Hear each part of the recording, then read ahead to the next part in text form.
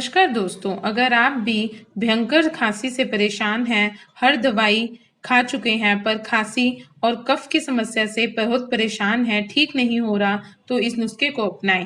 3 दिन में भयंकर से भयंकर खांसी और कफ की समस्या समाप्त हो जाएगी। इसके लिए आपको अदरक को कद्दूकस करके उसका रस निकालना है। 2 चम्मच अदरक का रस, उसमें थोड़े सा शहद और काली मिर्च मिला के हर 3 टाइम खाएं। 3 दिन के अंदर आपको आराम आ जाएगा।